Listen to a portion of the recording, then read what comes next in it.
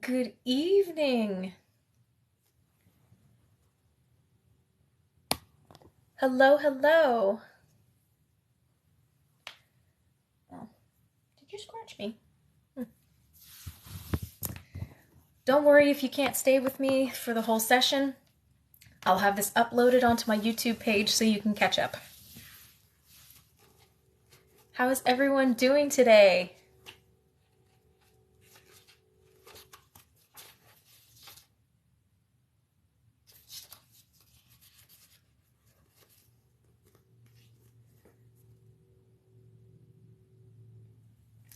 Thank you. Yeah, thank all of the things that it is Friday. It's been a long week. A very long week.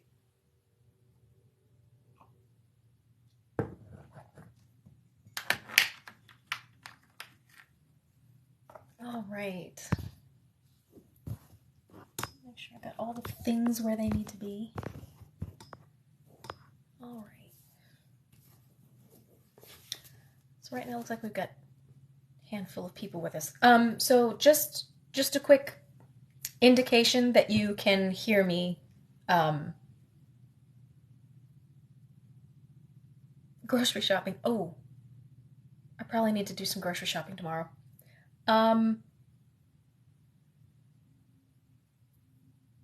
worry, I'm gonna be here for like an hour and a half. So, if you want to come back, I'll be here until at least 9:30. So,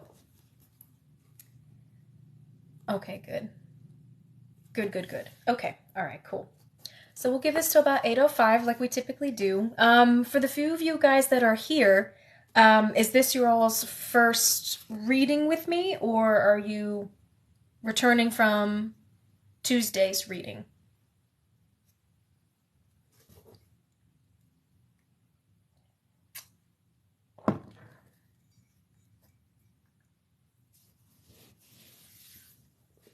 First one?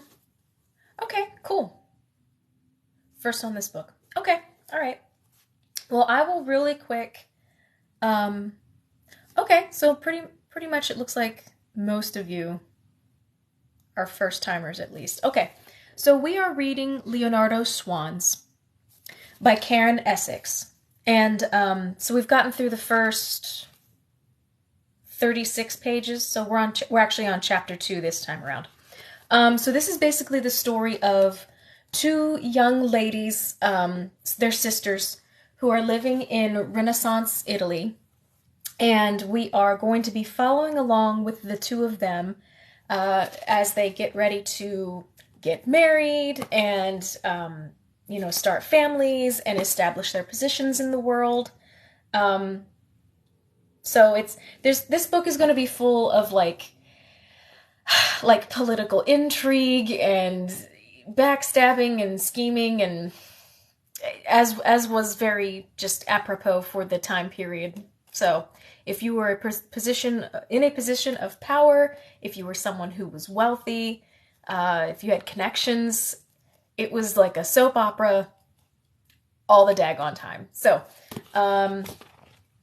one of the sisters, Isabella, is actually getting ready to be married. She and her affianced have just finished spending some time together, and he's getting ready to go back home. And the younger sister, Beatrice, has yet to meet her betrothed, because he's off trying to usurp power from his nephew, and doesn't really have time to waste on meeting her right now. And so hopefully they'll be meeting soon. But let's go ahead and get started. All right.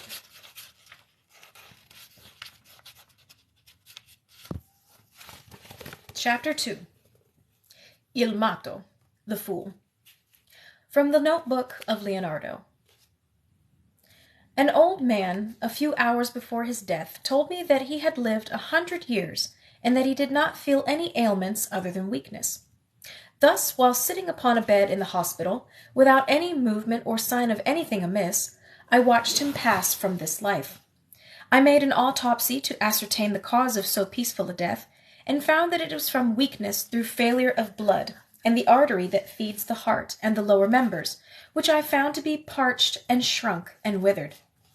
The other autopsy was on a child of 2 years old, and I found everything to be contrary to that which was in the case of the old man. On the contrast between old and young, the veins in the young are straight and full of blood, but in the decrepit they are twisted, flat, shriveled, and the blood is blocked from its passages. The liver, which in youth is of deep red color and strong consistency, in the old is pale, without the redness from the healthy flow of blood, and the veins stay empty. Moreover, in the old, the thin texture of the substance of the liver may be likened to bran steeped in a small quantity of water. The colon in the old is thin, becoming as slender as the middle finger of the hand, whereas in the young it may have the width of the larger part of the human arm. In life, beauty perishes, not in art. In the year 1491, in the city of Pavia, in the region of Milan, Beatrice kicks the stomach of the fiery evil spirit who is pulling on her arm, trying to drag her through the gates of hell. Her high-heeled boots passes right through the flames of his belly, and he laughs at her while his red eyes shoot yellow sparks into the air, momentarily blinding her. She is screaming, writhing, trying to even bite his flaming flesh. She is arguing that she is not that Beatrice, not the poet Dante's lover, not his inspiration or salvation or anyone's for that matter. "Leave me alone," she yells at the demon. She can see smoke and flames in the distance. She feels hot, but the heat is coming from her insides. She knows that if she cannot escape, she will implode even before the devil's fires engulf her. "I've done nothing," she says over and over again, trying to yank her arm from the devil's claws. The monster is stronger even than her big horse, Drago, and has no compunction to obey her. "I'm not the one," she cries. "I'm not the one you want." "Beatrice d'Este!" Suddenly, the devil has the voice of a woman. "Beatrice!" The devil's claws sink deeper into her arm. With his other hand, he grips her face, shaking it violently until she opens her eyes. Her mother's insistent face shocks her out of the dream state and into the bedroom, where she sweats beneath the thick blankets. Her face is hot, her brow damp, but her nose, sticking out into the cold air, is cold. She is not certain where she is, but she wonders how her mother knew that the devil had come for her, and that she needed to be yanked from his deathly grip. "The ambassadors are coming, child. You must get up." Duchess Leonora rolls her daughter over on her side, pulling the blankets down and her nightgown up. Beatrice is aware that heavy drapes are being pulled aside, allowing stark gray morning light to replace the devil's glittering flames. "Not much, but it will have to do," Leonora says. Before Beatrice can ask what she means, is she speaking of her daughter's behind? 2 of her ladies are pulling Beatrice off the bed and slipping a heavy embroidered robe over her shoulders. "You accommodated your husband, thank God!" Leonora exclaims, examining the messy sheets. Or you know what would have happened. You would have had to write to your father. He would not have taken kindly to a daughter's skittishness on her wedding night. You know how he is about duty." Officious footsteps, marching in threes, echoing off stone floors, approach. Messer Trotti and 2 dour gentlemen, Beatrice does not recognize, enter the room. Ignoring her, their attention goes directly to the pink-stained, rumpled bedsheets. "There is little blood," says one of the men to Leonora. "Either Il Moro was not allowed full access, or this is a well-traveled tunnel." Messer Trotti is stone-faced, his thin eyebrows arched and indignant, but the other man snickers. "The girl spends her days on the back of a horse," Leonora says. "I will not have you suggest such things about a princess of the house of Este. If you take that idea out of this bedroom, I assure you it will cost you your position at this and any other court in the land." The man is silent. No one would doubt Leonora's ability to carry forth the threat. Beatrice marvels at her mother's ability to intimidate not 1, but 3 men with nothing but a pair of big brown eyes and a haughty voice. Not only that, but how is it that someone can be so alert so early in the morning? Would this be expected of her now that she is a wife? The child pleased her husband. There is the proof. Now take the sheet and carry out your duty. The marriage is officially consummated.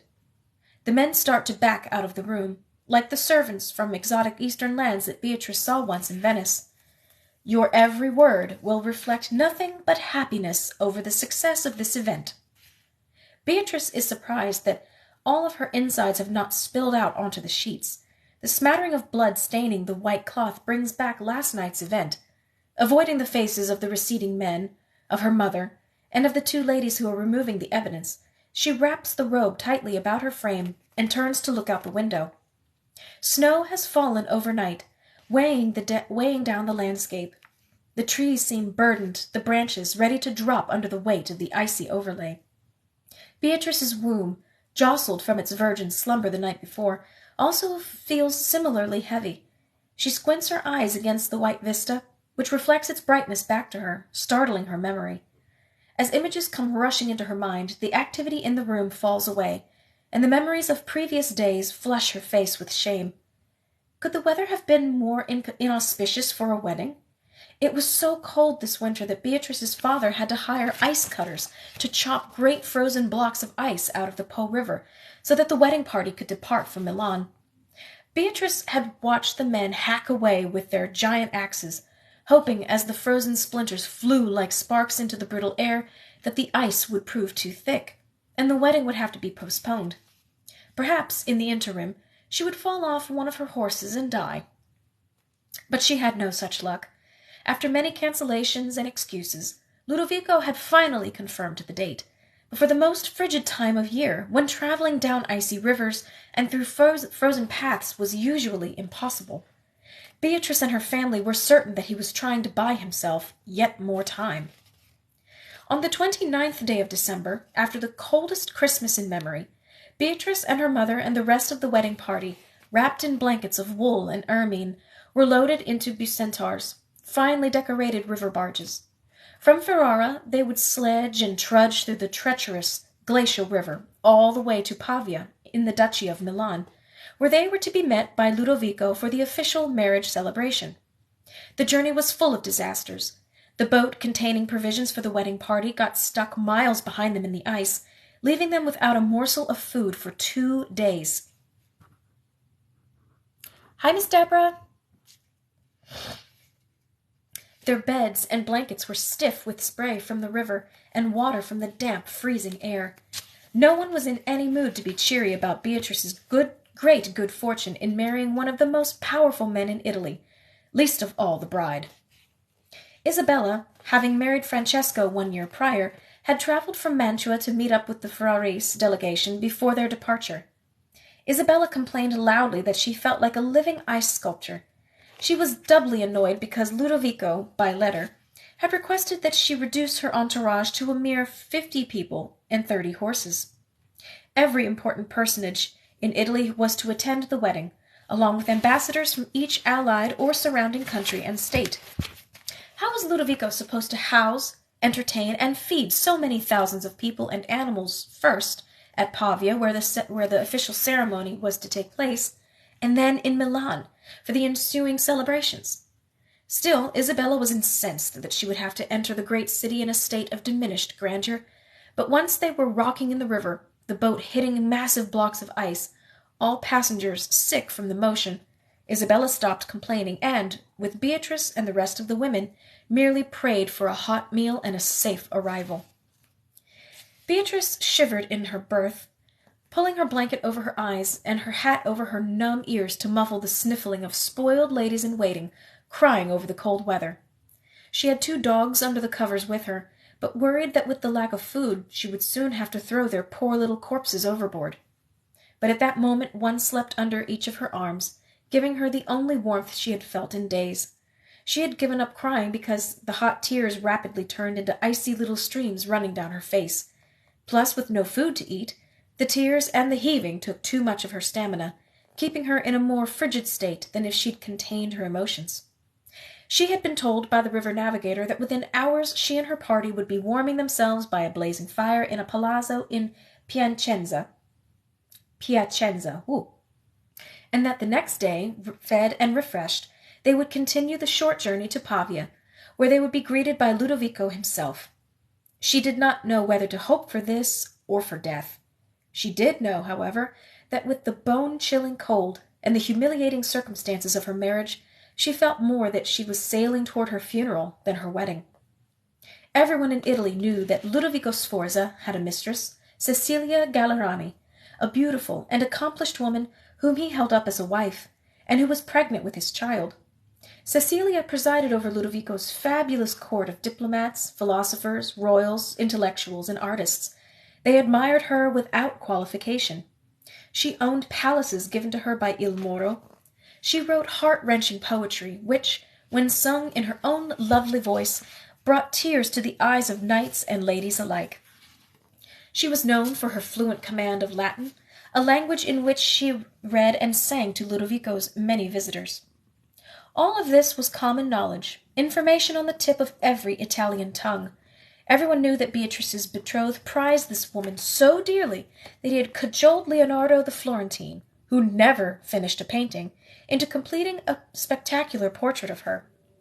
They say it was displayed in his apartments, and people came to pay homage to it as if it were an altarpiece in a church, and Cecilia the Madonna herself. And yet she, Beatrice, a princess of the house of Este, favorite of the feared and terrible King Ferrante of Naples, was being forced to be a player in this colossal farce of a wedding. Beatrice was aware that love was an accident in a marriage arranged for political purposes, but a man had an obligation to behave nobly and pay his betrothed some attention prior to the wedding. Her father had done this, and her parents had made a successful marriage because of it. Francesco had courted Isabella as if she were truly his beloved, and so she had become such. Ludovico, on the other hand, never made an appearance or wrote a kind letter. He had cancelled 2 dates for their wedding, offering vague excuses about his schedule.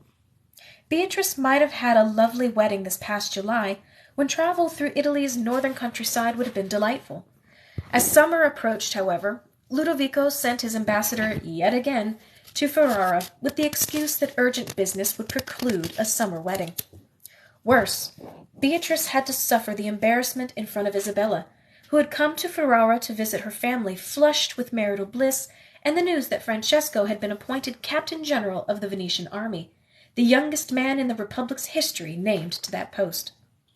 With the wedding date also came news of fresh corruption in Milan, which sounded like a complete mess to Beatrice, a snake pit of connivances. Young Gian Galliano, Duke of Milan in name only, remained a constant source of scandal. His wife, Duchess Isabel of Aragon, with whom Beatrice had played as a child in Naples, was forever writing to her family, begging to be taken back to their court. The young duke paraded his boy lovers in front of Isabel, leaving her bed cold. Tongues wagged all over Europe that Ludovico kept the young duke busy with sodomites, so that he, as regent, would not have to compete with any legitimate heirs. Only when King Ferrante informed Ludovico that he would not pay the final and enormous installation of Isabel of Aragon's dowry did Ludovico see to the consummation of the marriage. And then, if rumors were correct, all sorts of bribes, potions, and illusions in the dark had to be used in order to get Gian Galeazzo to impregnate poor, lonely Isabel. Now, the rumor was that she was pregnant, and Ludovico had another legitimate heir to worry about. Oh, there seemed to be more intrigue in the court of Milan than in a Venetian assassination plot. The cast of characters was sinister indeed. She had heard that Isabel of Aragon was terribly threatened by the idea of Beatrice's marriage to Ludovico. Already he had too much power. The last thing Isabel, the rightful Duchess of Milan, wished to see was Ludovico's legitimate sons competing with her husband and her own offspring, should she be fortunate enough to bear this one to fruition. In Isabel of Aragon was Beatrice to find not a long-lost childhood playmate, but a formidable and dangerous rival. At the same time, Beatrice had read a letter that Messer Trotti had sent to her father from Milan, expressing concern over Ludovico's ability to hold power due to the amount of maneuvering he would have to continue to do against his enemies. The Duke of Bari is already the great man he fully intends to be. At the moment, he is everything, but who knows? In a short time, he may be nobody at all. Duke Ercole had assured Beatrice that the ambassador was merely trying to console them on the occasion of another of Ludovico's postponements of the marriage. That was possible, but she wished that she could remain in Ferrara forever, under her father's protection. Such as it was, she was fully aware that girls were often the sacrificial lambs to their father's political ambitions. Lying on her back now under the covers as the barge jerked over rocky waters, with a wet-nosed puppy on either side, Beatrice contrasted her circumstances with those of her sister. Here she was, floating on this funeral barge toward the dreaded Ludovico, while a year earlier Isabella had made a grand entrance into Mantua as its new Marchesa on a gold-draped chariot, with Francesco on one side and the Duke of Urbino on the other. Royals and nobles had come from all over Italy, and Isabella had basked in their attentions. The entire year prior to Isabella's wedding, the Duke and Duchess of Ferrara had employed hundreds of artists, jewelry and furniture makers, weavers, ceramicists, glass-blowers, and goldsmiths and silversmiths to prepare for this great union. Leonardo sent to Naples for exquisite tapestries that were part of the Neapolitan treasury, which, it was said, had taken Flemish weavers 100 years to make. Wedding trunks decorated by Italian masters, a luxurious carved marital bed that looked most promising for beginning intimate relations, and a chariot draped with gold were all made in a frenzy of activity, with Isabella and her mother supervising and approving each singular detail. The two were entirely overbearing the year long, acting like generals preparing for the most important confrontation in history. Beatrice was made to observe Isabella's constant joy, while she experienced only heartache and humiliation over her cancelled marriage dates.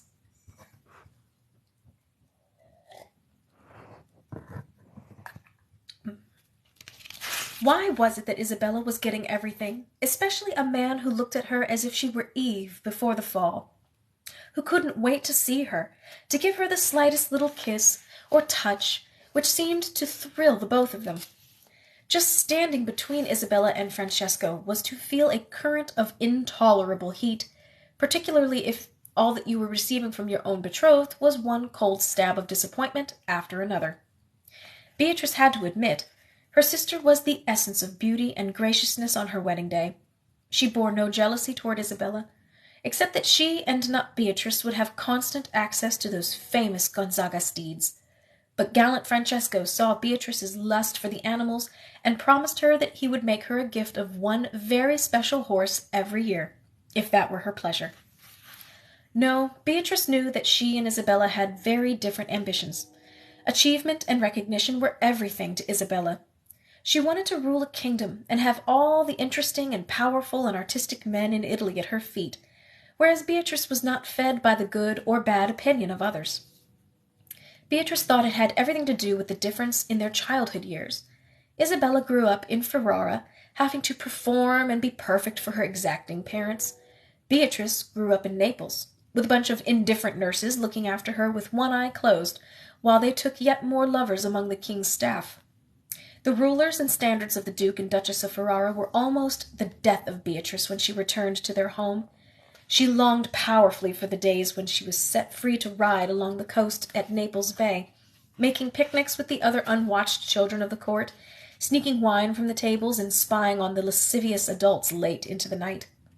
Ferrara was a cold and damp prison of rigorous intellectual standards and artistic disciplines compared to wild and sunny Naples. Isabella grew up behind the tall walls of that daunting castle, and had prepared for a life of one public triumph after the next. Beatrice simply wanted to be happy, which did not include throwing her young life away on a man with a long reputation for dishonesty and intrigue, whose heart already belonged to another. With every breath she felt as if the air was freezing her heart into a solid, lifeless thing. Perhaps she could keep it this way through the long years to come in an undoubtedly loveless marriage. From the notebook of Leonardo. The heart, a marvelous instrument invented by the Supreme Creator. Il Moro! Il Moro! Hundreds of people shouted his name as Beatrice rode next to her fiancé on the wide Strada Nova at the head of the royal pageant. It seemed to her that the entire population of Pavia, this city of 100 towers, this ancient home to the Lombard kings, had turned out to meet her. Even the busts of the great rulers of the past that lined the street and the characters in the frescoes on the walls of the palaces seemed to be looking in her direction, welcoming her to her new home.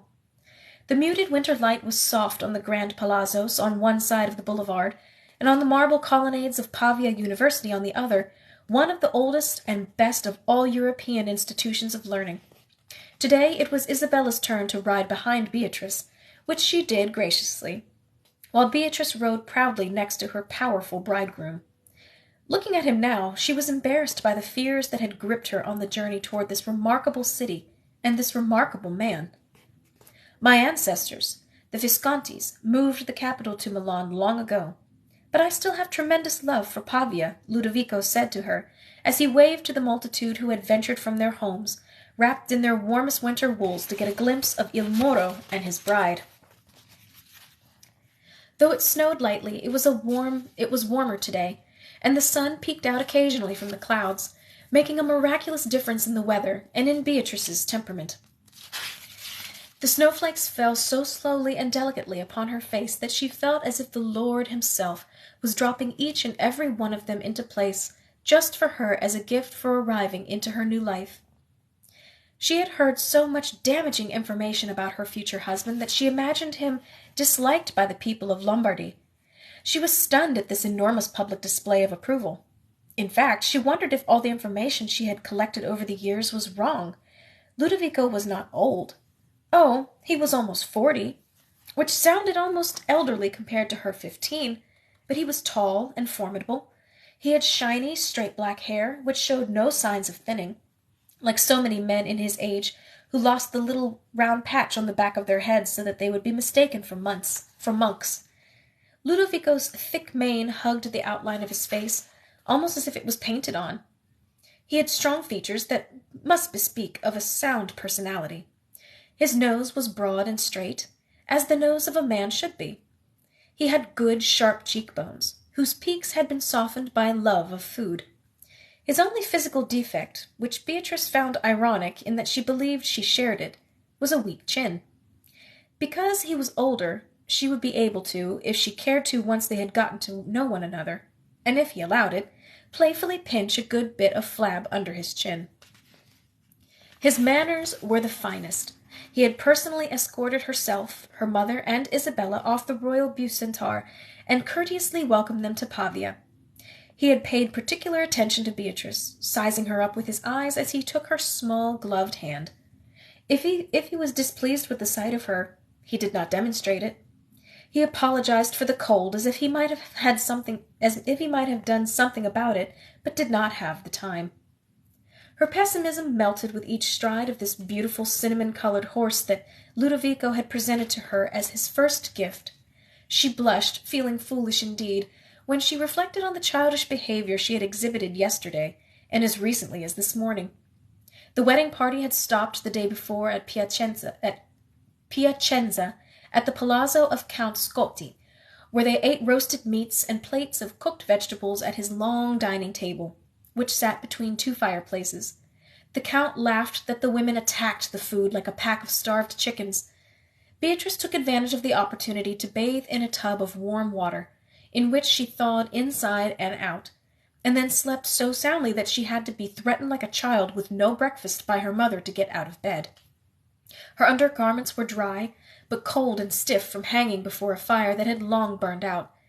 She did not want to leave, was determined even to find a way to remain behind.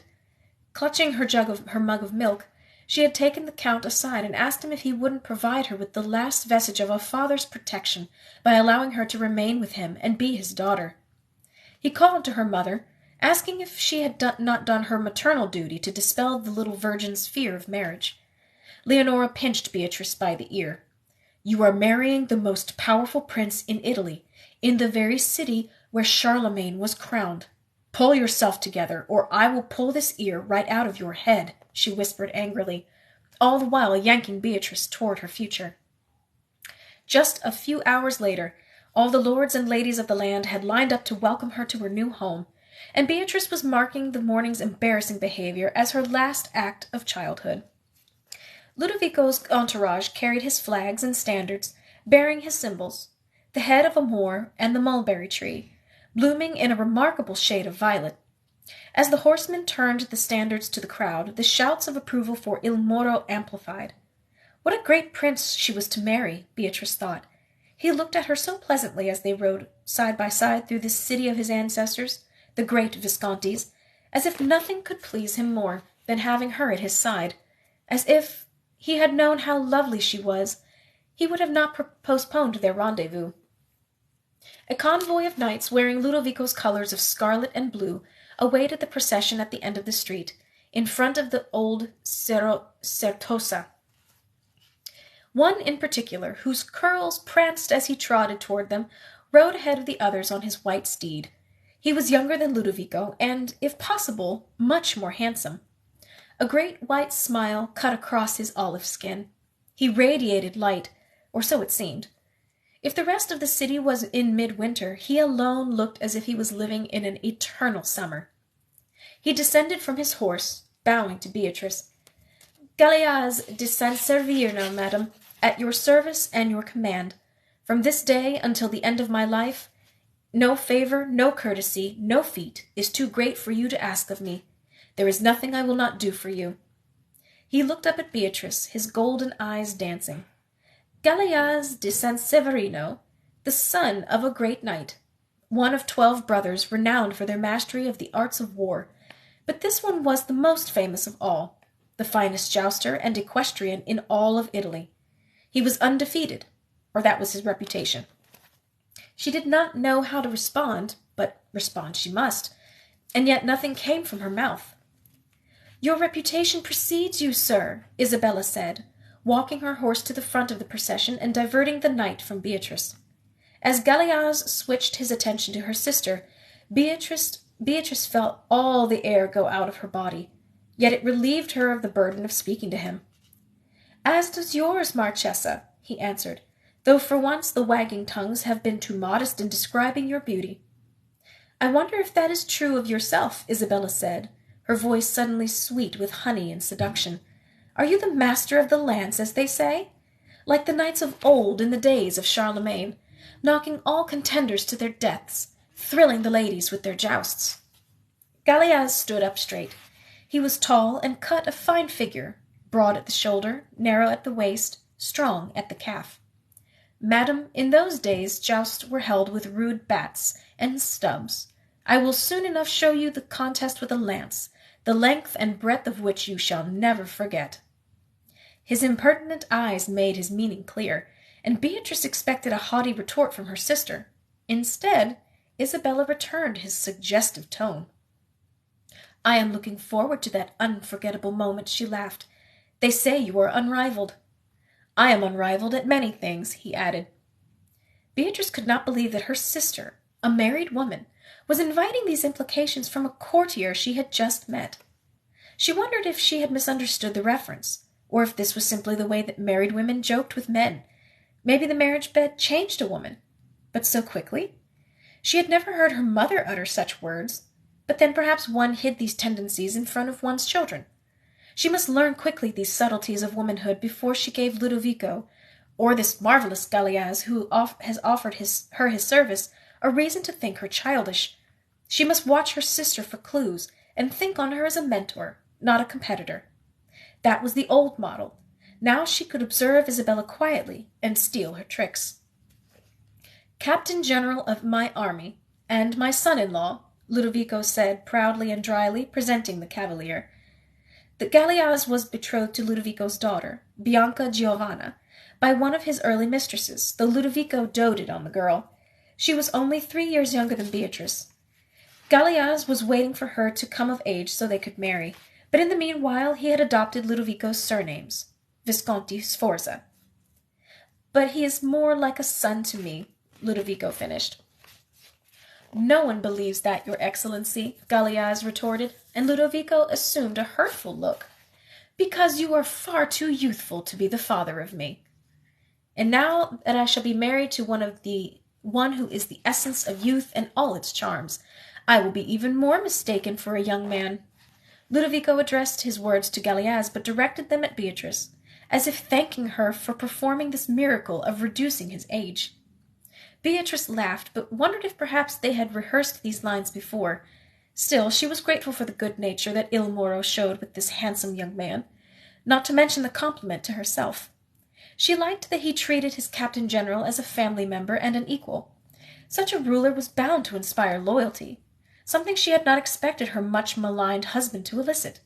But between the shouts of the crowd, the assemblage of the nobility come to greet her, the affectionate glances her betrothed threw in her direction, this glorious man before her offering his service and protection, and the absence of anyone known as Cecilia Gallerani, Beatrice wondered if life as Ludovico's duchess was going to be far from the nightmare she had anticipated.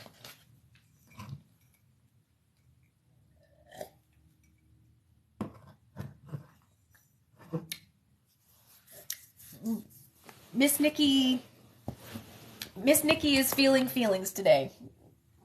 We'll see that in the next video. Trust me. Later that day, when the long procession was over, Beatrice looked through the blurry glass of the arched windows of the library, over the snow-veiled lakes, parks, and gardens of the Castello di Pavia, one of her many new homes.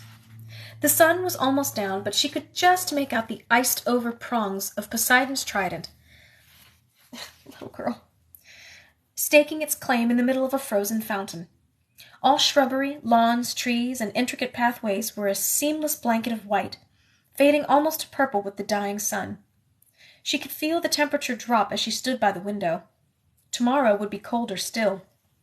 It was beautiful, though, and she could hardly believe that she would be back here in the spring, when instead of this mantle of white, all would be alive and green and blooming with life, and she, mistress of this castle, would be riding through the expansive parks and grounds on the lovely cinnamon mare. The library was a series of rooms with tall, vaulted ceilings, dark mahogany woodwork, and marble columns in the ornate Corinthian style supporting great arches. Shelved were thousands of precious manuscripts that Il Moro had collected from all over the world, decorated with painstakingly beautiful miniature paintings. He was showing one of these to Isabella and Leonora, who looked with admiration at tiny renderings of the Viscontis of the past, smiting horrific dragons and other mortal enemies.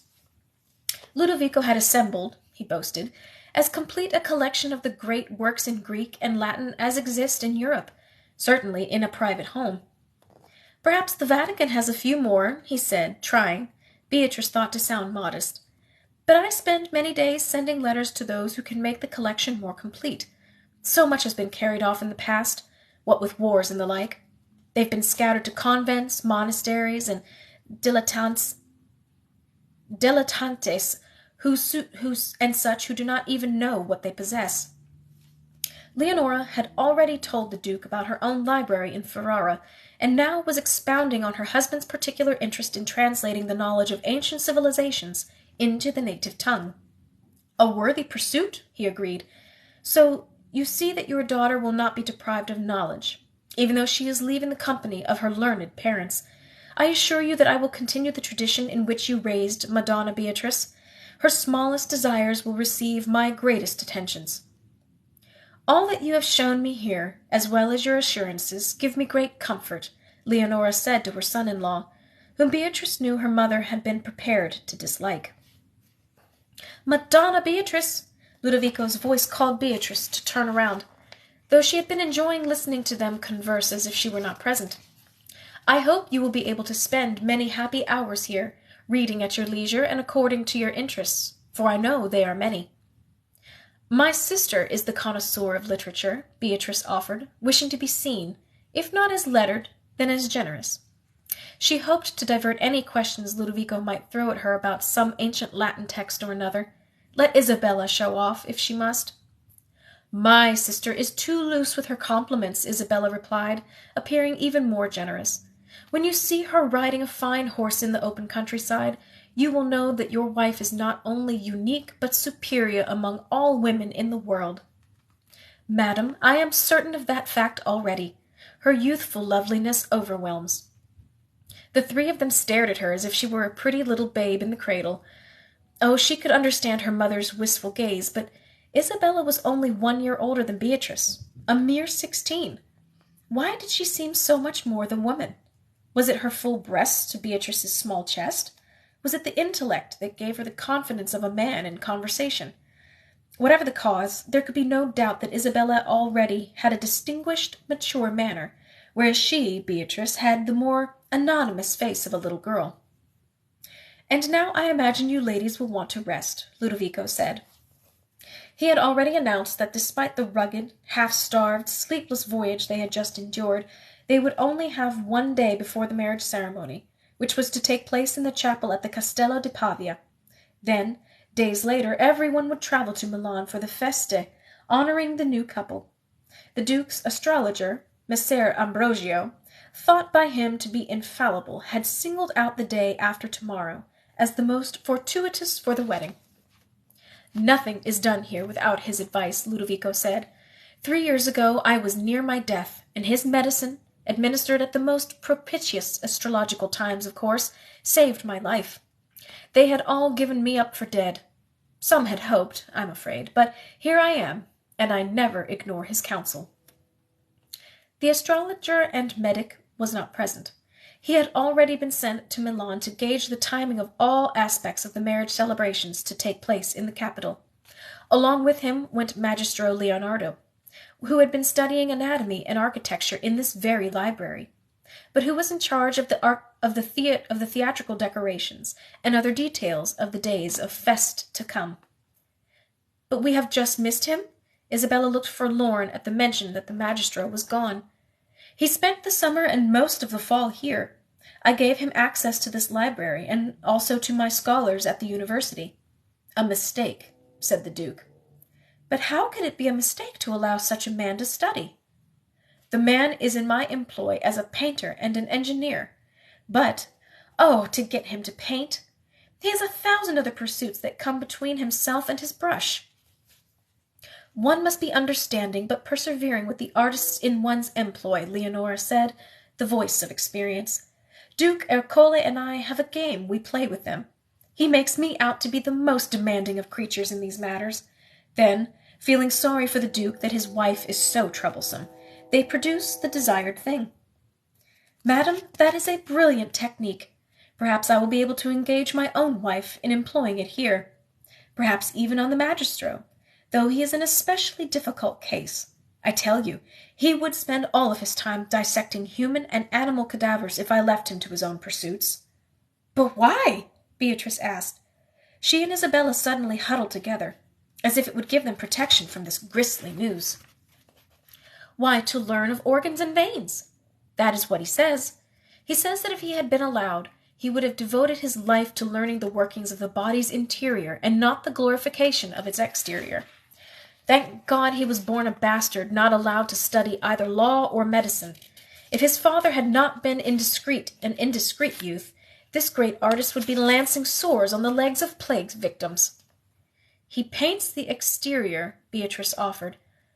"Why must he study the interior?" "He is a medical man at heart, my dear. Oh, he is many things, but especially that. He has spent far too many hours drawing replications of organs, veins, limbs, and even one of a baby dead in the womb, when he should have been giving his mind to making the Castello at Milan a marvel for your eyes at our wedding." Ludovico smiled at his young bride, giving her a little nod. As he lowered his face, he felt his eyes roam the length of her from tip to toe. It was a suggestive glance, the first indication of romance to come, or so she hoped. "You must see some of these drawings, for they are as extraordinary as they are macabre." "I do not think I would like to see such things, your Excellency," Beatrice said. She cannot think of what else to call him. When in public and in letters, her parents used such titles with one another as well. Death comes to too many babies in the womb. It cannot be good luck to look upon such a thing. She wanted him to know that she would never jeopardize a child of his in her womb by looking at a dead fetus. Perhaps in exploring the interior of the body, he is searching for its essence, that ineffable thing that animates the eyes, the expression, the gestures. Perhaps he is looking for the soul, Isabella offered. Ludovico paused, cocking his head to the side, giving Isabella's idea what seemed to Beatrice like a very long consideration. "Madam, when you speak with him, and when you meet him and speak with him, and when you see his paintings, I believe it will give confirmation to your theory. He is as much a philosopher as he is an artist or builder or man of anatomy. It would be just like him to open up a body in search of a soul." Beatrice did not like the way that Ludovico kept looking at Isabella, as if she had just forged some pathway in his mind, had illuminated a road of thought for him that he had been trying to find on his own. Beatrice could see by some uncomfortable change in her mother's face that Leonora had observed this too. How could this be? There was no Cecilia Gallerani in sight, but it was as if her own sister was trying to usurp her. Just a few hours ago, Beatrice believed that she had captured her husband's attention, and now it was seeping away, leaving her cold, as if the hot draught that had begun to warm her bones was suddenly redirected toward her sister.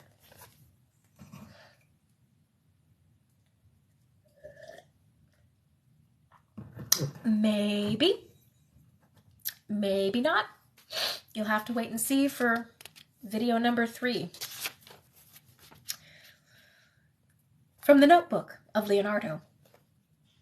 "You have named painting among the mechanical arts. Truly, if painters were as equipped as poets to praise their own work with the written word, I doubt whether painting would ever have to be so defiled with such a description.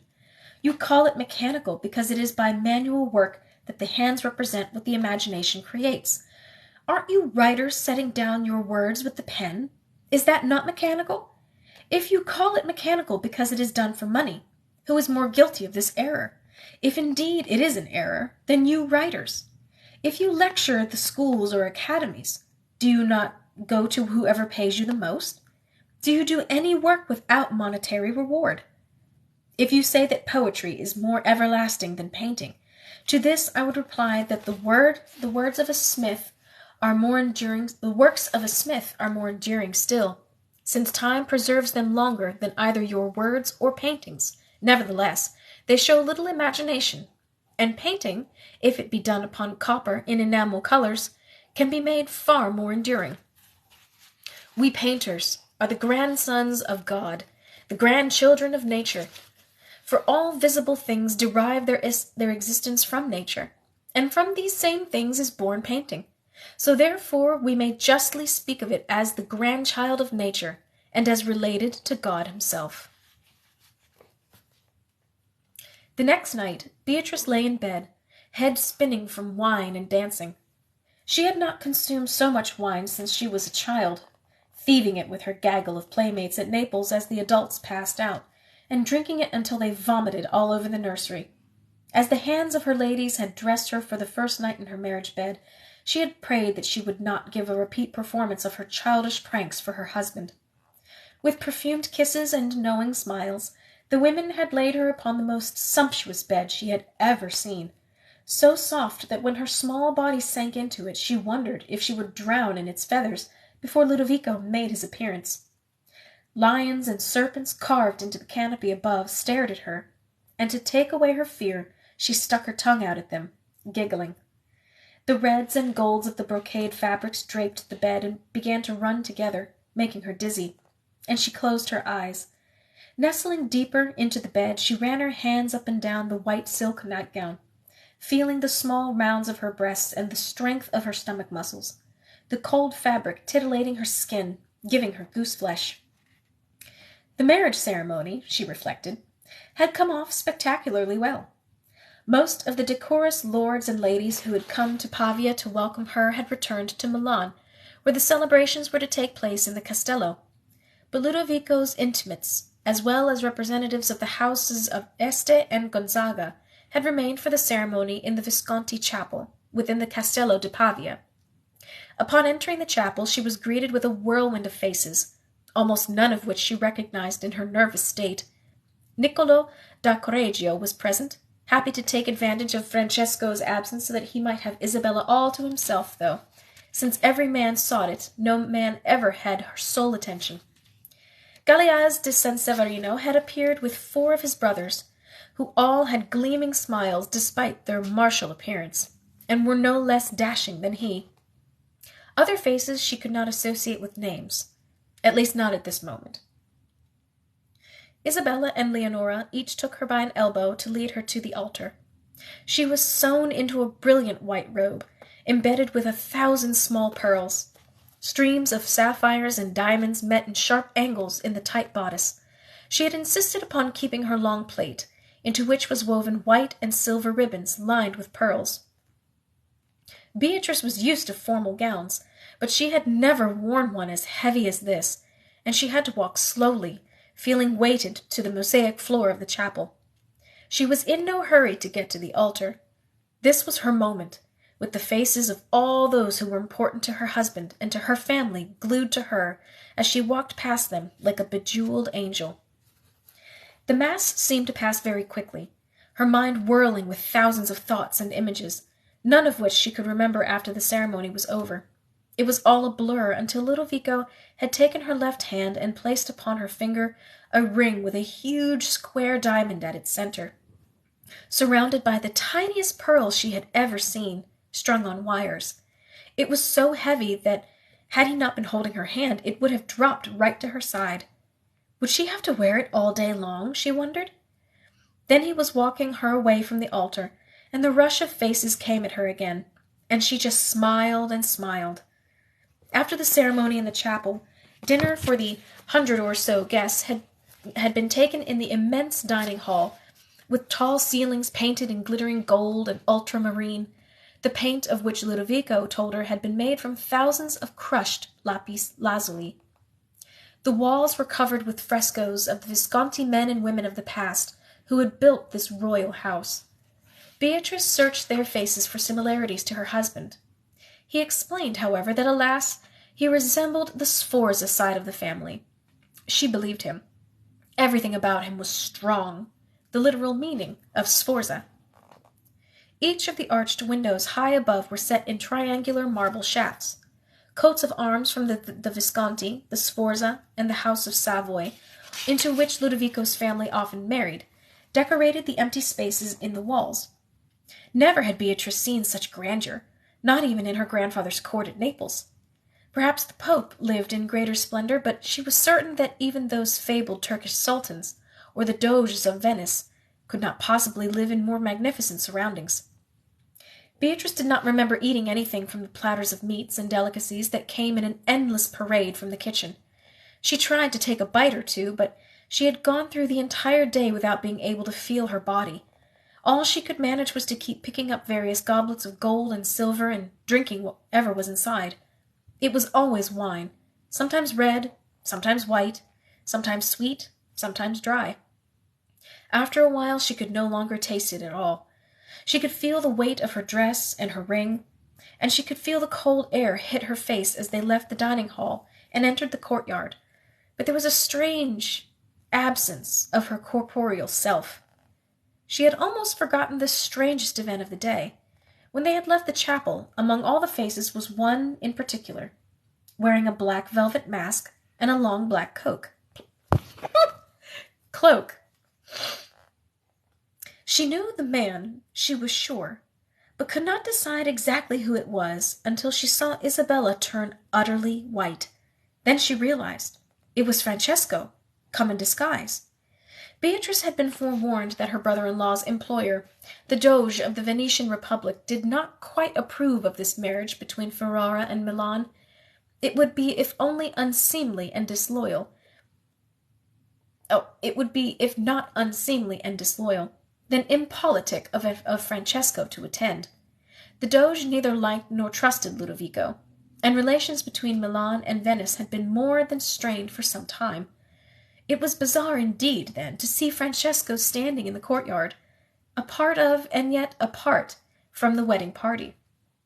She had wanted to welcome him, but her husband had taken her in a different direction to greet the Prince of Mirandola, and by the time she turned around again, he was gone. He did not come to dinner. She hadn't time to speak to Isabella about it either. Strange. What could it mean? Soon, thoughts of Francesco left her. She shut her eyes tight, running her hands along her body, feeling again the cool silk of her nightgown, enjoying the strength in her arms and legs from long days on a horse, and thinking on all the riches in her future. Not even her future, because her future was now. She was now the Duchess of Bari. She was now the official mistress of this magnificent and ancient castle. She was now the wife of the handsome Moro who had promised, in the presence of her mother and sister, to spoil her and indulge her every wish. She was lost in reverie when she heard him enter the room, his footsteps approaching the bed. The sound of her husband's slippers on marble tile would become a familiar sound. Had he been watching her? She froze, hands at her sides, afraid to open her eyes. "Your dreams appear to be giving you pleasure, my pet," he said. She couldn't tell if he was making fun of her.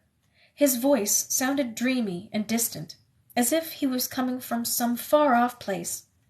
Before she could open her eyes, before she could take another breath, he was lying next to her, his hand upon hers, taking over its movements and guiding it over her breast again. Torn between pleasure and mortification, her eyes popped open to see his swollen red lips inches from her face. His cheeks were flushed, not so much with wine, she thought, but with mirth.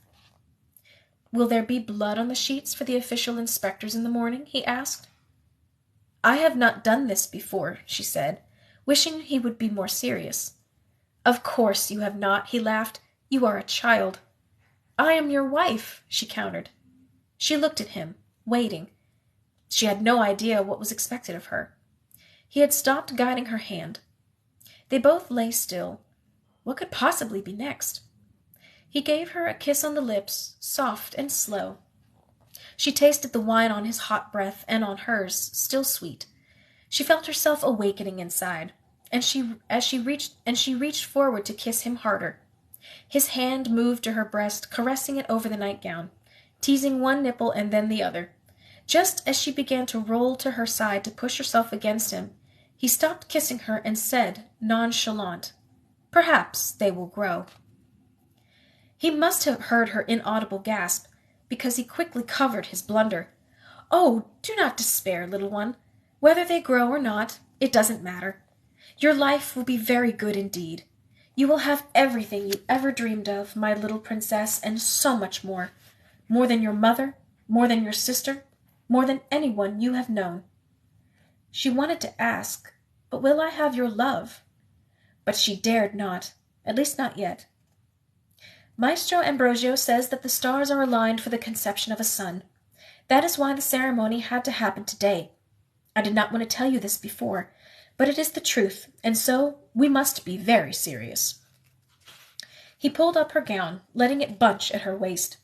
He fumbled briefly with himself, revealing his member to her, as if offering her a cut of meat from the kitchen. It looked benign enough, fat, pink, blunt, and not so very long.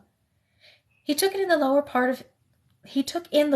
of her body with his eyes in a way that embarrassed her, as if he was regarding the flank of a horse he was about to buy. Finally, he looked into her eyes. "It seems almost a sin," he said with a small giggle that she did not find either kind or attractive. He should not be laughing at her now. Did he not just say that they had serious business to attend to? How did he expect her to give him a son? A strong son could not be born on the brunt of a joke. Beatrice knew that if she could say to Ludovico what was burning inside her head, he would cease to be amused by her as if she was his little baby and not his wife. If he knew the woman she truly was inside, he would even begin to love her, she was sure. But some silly fear in her, some misplaced vestige of girlhood, prevented her from letting her true thoughts be known. She shut her eyes tight against the tears that welled up behind her eyes, and she got angrier still because she knew that he would think she was crying because she was afraid. "Ah, it is time," he whispered. Without another word, he mounted her, spreading her legs, letting the air hit the warm, private part of her. She wanted to snap those strong legs tight, denying him entrance, but if she did, he would have to report it to the Ferrarese ambassador, as well as her mother, and they would send a letter to her father, and that would be intolerable, because then all of Italy would think that the scared little virgin refused her husband his rights on the night of their wedding. Instead, she lay still as a corpse, waiting.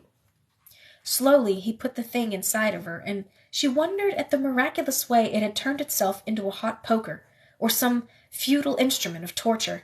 She was about to scream at him to stop, but he anticipated it, and put his hand over her mouth as he moved in and out of her, scorching her. Tears formed, and he moved faster and faster, searing her with every motion. How long could this go on, she wondered? How could he bear to harm her in this way, after he promised her mother that he would take care of her? She could hardly breathe. She smelled the scent he wore on his fingers, and she wondered if she would suffocate before she passed out from the pain. Eyes shut like fortress doors, he gyrated on top of her, as if concentrating on some great mental problem. As his lids squeezed closer and closer together, he let out a loud whinny, like a horse in revolt, and suddenly the horrible thrusting came to an abrupt end. Still, the pain didn't stop, and just when Beatrice had some hope that it would, he grunted, delivering one final insulting thrust. Then slowly, tortuously, he rolled over and onto his back. Beatrice lay stunned. Was this what she must look forward to for the rest of her life? Surely there was something wrong with her physiology. She must have been born ill-formed in the vagina. Some women professed to enjoy this activity, her own sister among them, or so she claimed. It would be just like Isabella to tell her that intercourse was lovely when it was really horrible, if only to make Beatrice think that she was inadequate in yet one more way. She had just made up her mind to speak to her mother in the morning and demand to be sent to a convent, or to take that cinnamon mare and flee before anyone awakened, when he interrupted her indignant thoughts by brushing her sweaty cheek with the back of his fingers. It gets easier with practice. The next time will be much nicer, and soon the pain goes away entirely, and the woman begins to desire it just like a man, sometimes even more. But for you, that may take a little time. Are you displeased with me? She asked, wiping her tears away. We're together, you and I, to make sons. If you give me sons, I will hold you up as the greatest woman on earth. I will come to you each time the maestro reads in the stars that it is fortuitous for conception. It will be your duty to receive me. Other than that, you may do as you please, spend as you like, and order whatever trinkets and delicacies you want. I will be attentive to you. I'm not a pet, she wanted to yell at him. But before she could gather the courage, he was gone, and she was lying alone in the great bed with his semen and her blood slipping out of her and onto the clean sheets.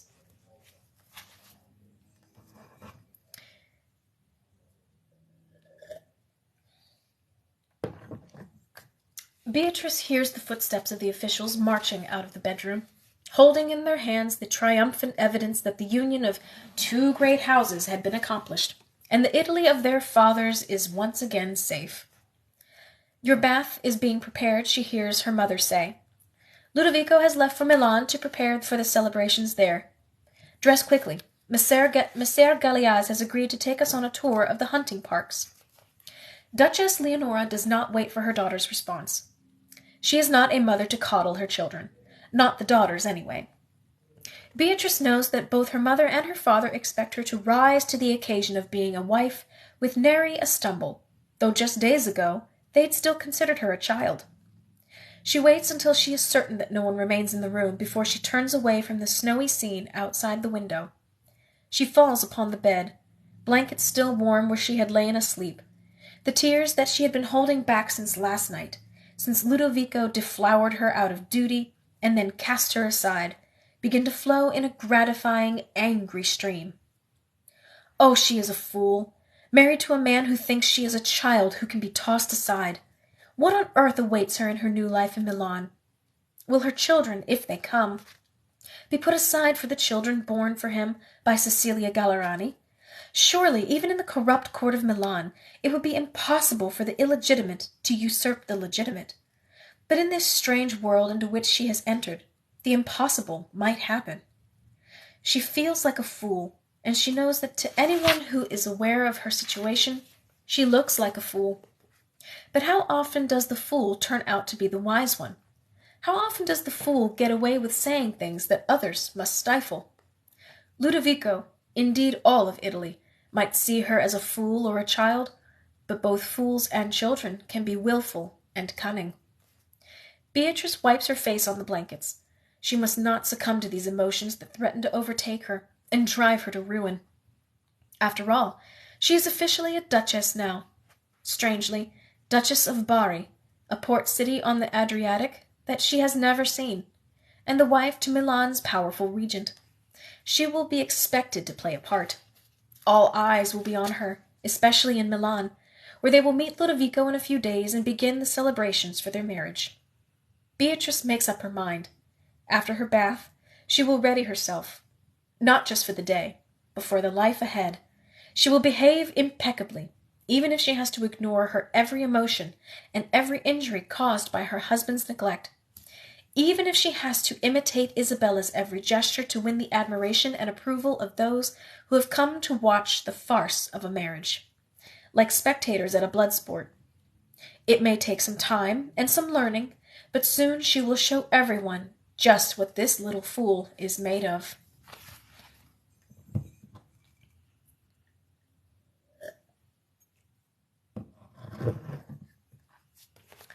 Chapter 3. Il Diavolo, the Devil. From the notebook of Leonardo. You can have neither a greater nor a lesser dominion than that over yourself. In the year 1491, in the cities of Milan and Mantua, thousands of celebrants come for the wedding feast assembled on horse at the gates to the city of Milan, meeting up with Beatrice, Isabella, and the rest of the party arriving from Pavia for the royal procession into the city. The wedding party and the assemblage of European royalty who had come as guests were greeted by the reigning Duke and Duchess, Isabel of Aragon, a beauty with dark circles under her eyes, either because of how early she had to rise to dress in her elaborate gown, or because of her famed unhappiness in her marriage, and Duke Gian Galeazzo, so young, thin, and pale, eyes still beet red from whatever debaucheries he had engaged in the night before. The Duchess seemed tender enough in her greeting to Beatrice, the little cousin she remembered from the court of Naples.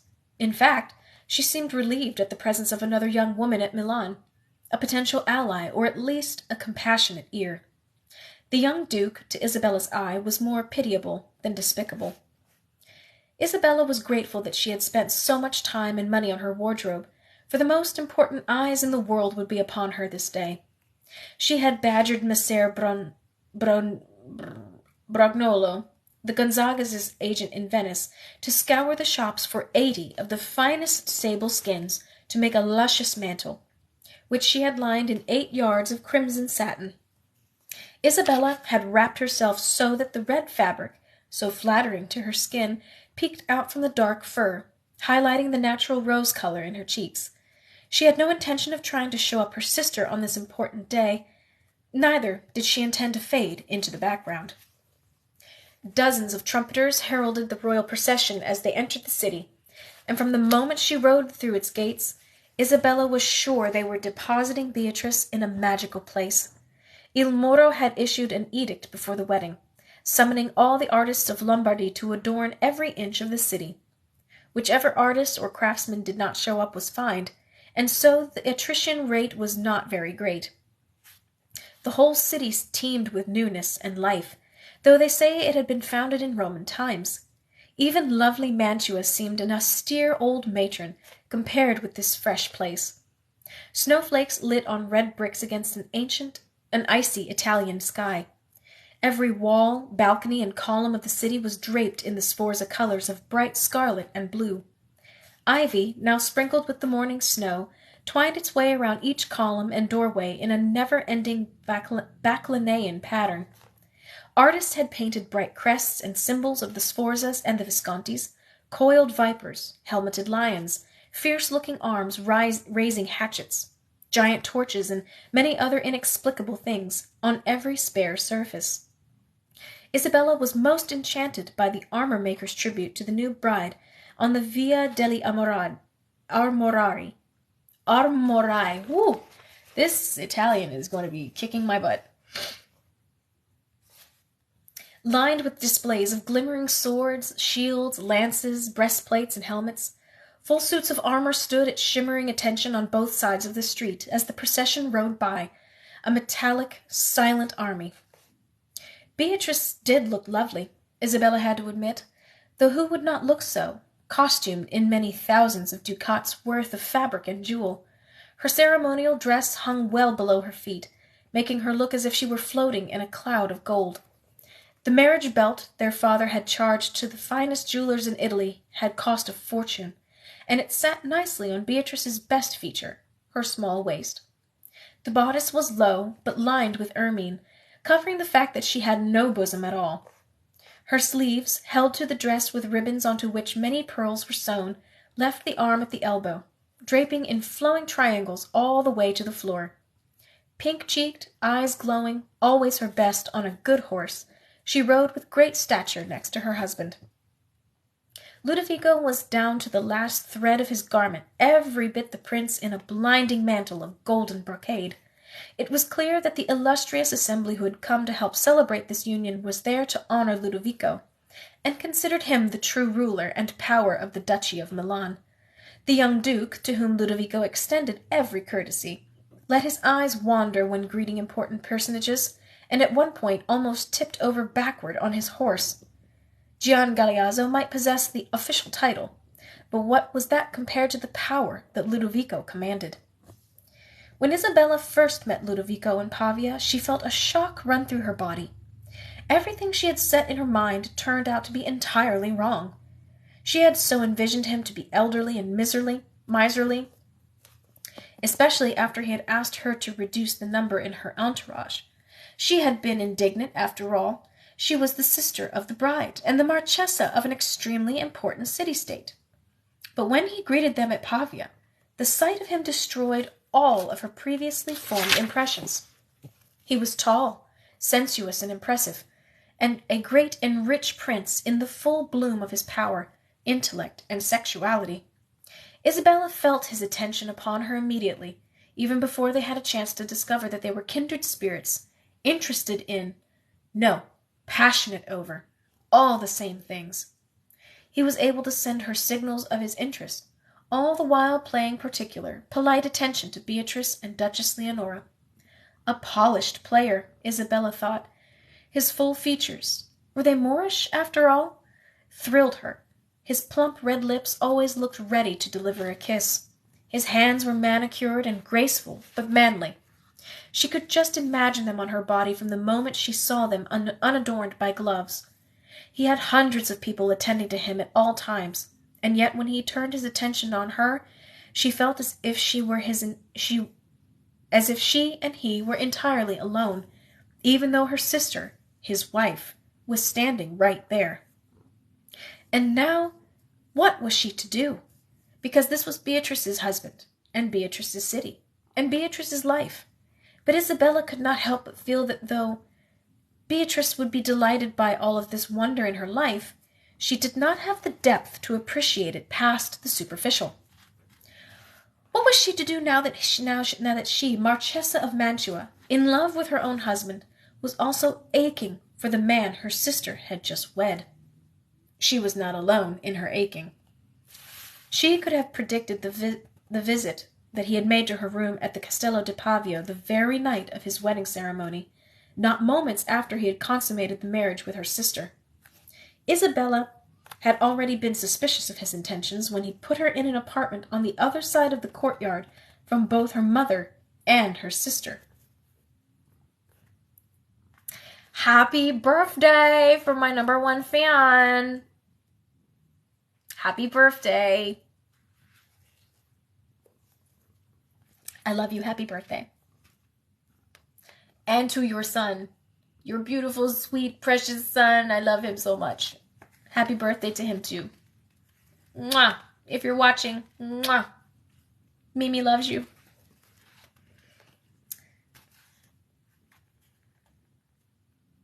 She could have predicted the visit he had made to her room at the Castello di Pavia the very night of his wedding ceremony, not moments after he had consummated the marriage with her sister. Isabella had already been suspicious of his intentions, when he put her in an apartment on the other side of the courtyard, from both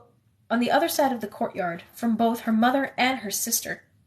Shouldn't a sister attend the bride on the night of her wedding? He had made a great fuss with her ladies-in-waiting at the door. He had to speak with the Marchesa. Isabella sent the girls away and let him in, clutching a fur-lined wrap over her thin nightgown. He made his intentions known immediately. "I've covered for us with a story. I told your ladies that I have come to discuss a delicate matter about Beatrice with her sister, who will advise me."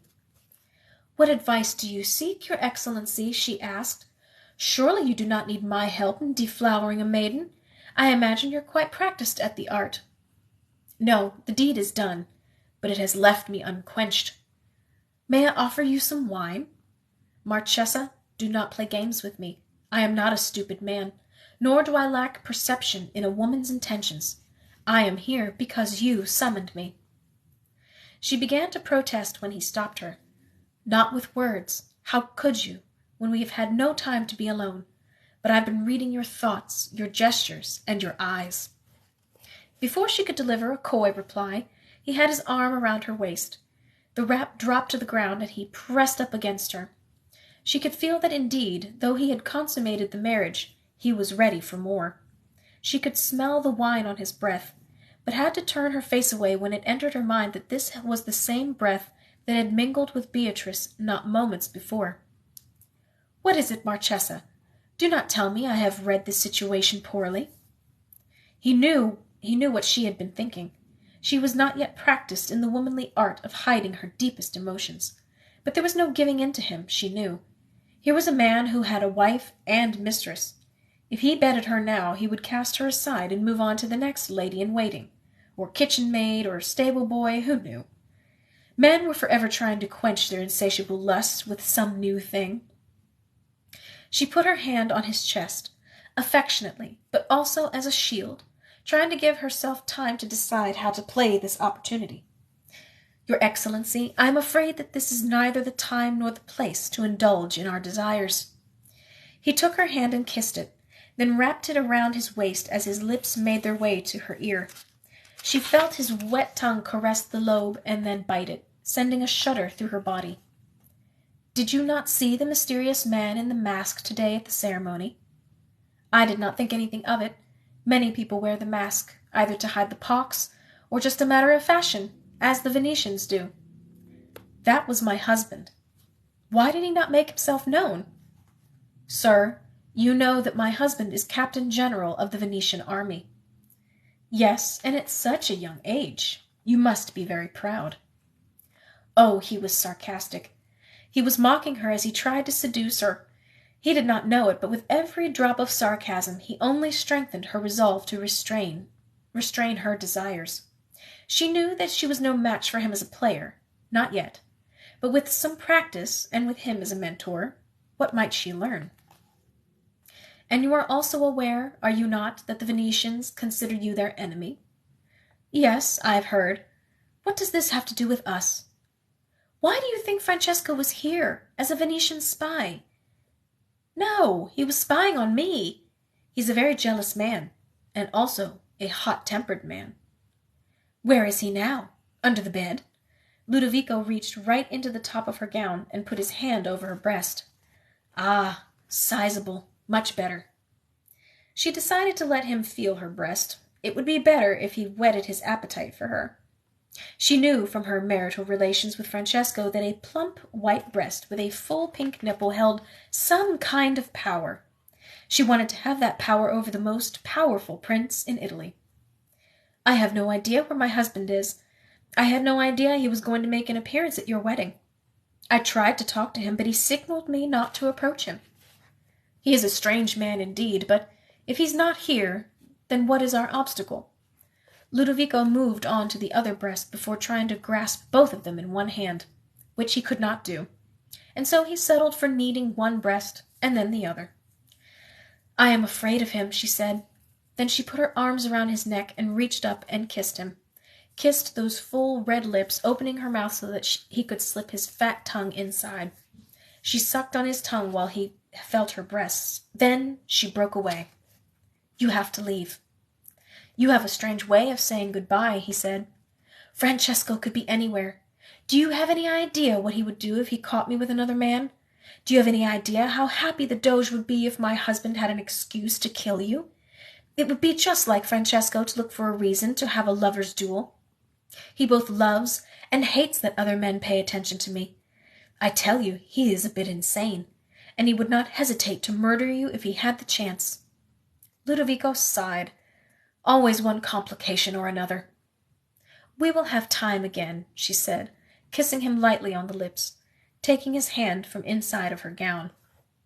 "I am a patient man," he said, "and I do not wish to die. Not tonight, when there is so much to look forward to. Besides, the wait can make it so much more delicious." From the book of Leonardo. Moderation curbs all the vices. The ermine would rather die than soil itself.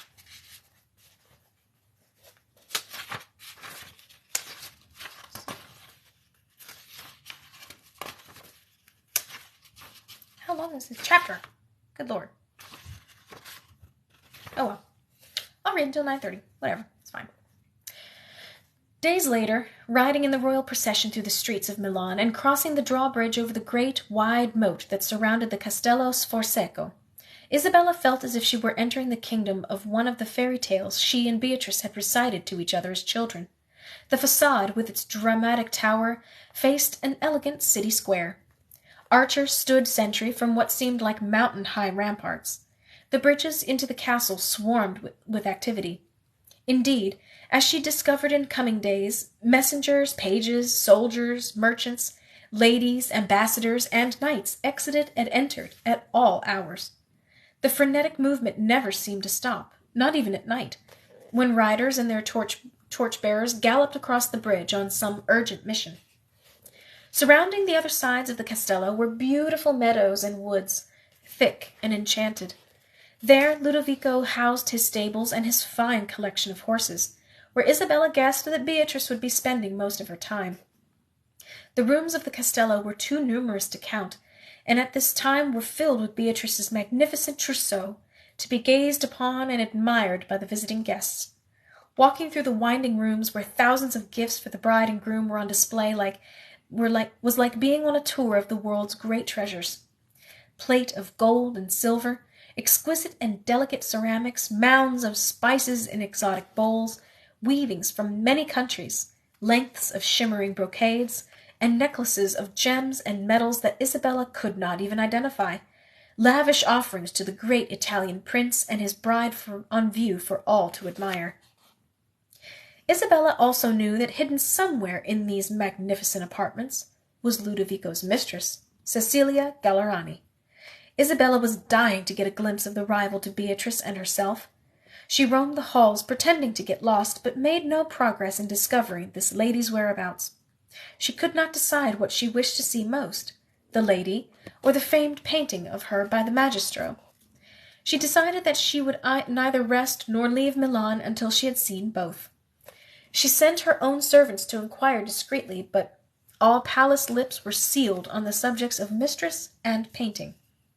She made up her mind to ask Ludovico himself to arrange a viewing of one or both, though it would require extraordinary gumption. But the opportunity to do this was not forthcoming. She had not had a single moment alone with Ludovico since he tried to invade her bed in Pavia. He had departed the next day to attend to the details of the celebrations in Milan, leaving Beatrice and Isabella to be entertained by Galeazzi, who spent 2 uninterrupted days in their company. Like wild children, ignoring the cold, they rode through the hunting parks of Pavia, where Galeazzi let loose his best falcons for Beatrice's pleasure. Though he flirted with Isabella, he paid particular attention to Beatrice, indulging her desires to ride, to hunt, to explore the grounds, and to chatter, to the point of exhaustion. He made word-play with both sisters, making a fierce debate about the higher qualities of the legendary knights Rinaldo and Orlando, until they were almost out of breath. But there was a particular quality to his demeanor with her sister. Isabella had the distinct impression that, despite the fact that Galeazzi was to eventually marry Ludovico's daughter Bianca, He was trying to make Beatrice fall in love with him. She could not tell whether Beatrice was profoundly glad to find a friend at court who could hunt and ride as well as she, or if she was succumbing to his more romantic efforts. An odd situation, she thought, and one to keep an eye on. Private documents, or private moments with Ludovico, were further sabotaged when Francesco showed up, again, in Milan wearing his mask, trying to mingle anonymously in the crowd of thousands. Ludovico recognized him and sent a message for him to join them at their table for dinner. Francesco, of course, could not refuse. He joined the party, sitting beside her at table, while hundreds of Milanese peasant girls dressed in sforza scarlet and blue performed folk dances for their pleasure. He joined his wife in her bed, too, which she welcomed. Yes, she had taken quickly to the marriage bed, and who would not? With the way he caressed her for long hours, whispering hot words of his desire into her ear. She had grown accustomed to his warm body beside her, and his habit of rousing her out of sleep and coaxing her into meeting his lusts. Certainly she did not wish for this to change. Francesco would not give a good reason why he appeared on the scene in disguise, except that, in light of his relations with the most serene Republic of Venice, he wished to act discreetly and diplomatically, while still not missing the monumental occasion of his beloved sister-in-law's wedding. Isabella had no choice but to accept his explanation, though when Francesco had ever acted diplomatically, or when he had performed this great love for Beatrice, she did not know. It was like Galeaz's courtly love for Beatrice, manifesting out of nowhere, and, as far as Isabella could tell, for no good reason. Would the Captain General of Milan's army actually try to entertain himself with Ludovico's wife? Isabella had no answer to these questions, nor could she figure out the situations, but she was confident that with time, all would reveal itself. Dun, dun, dun. All right. That's going to wrap it up for our reading this evening, everybody. How are we doing so far? Everyone enjoying I hope everyone's enjoying the reading, because I am tripping so badly over all of this Italian. I am sorry. I really kind of thought that I would do really well with, speaking Italian. That is very much not the case, and I'm very sorry for that. So, I will, hopefully, fingers crossed, I'll get better. It's going to be a lot of repetition for names. I'm sorry. You will get better, I promise. So, with that, I bid you all good night, and thank you so much for joining me again with our reading. I will be back on Tuesday, 8 to 9:30. And for those who have just joined us, we are reading from Leonardo's Swans by Karen Essex. So, I will see you guys next week. Have a great weekend. Happy Mother's Day to any of the mothers who may be watching right now. And I'll see you guys later. Bye.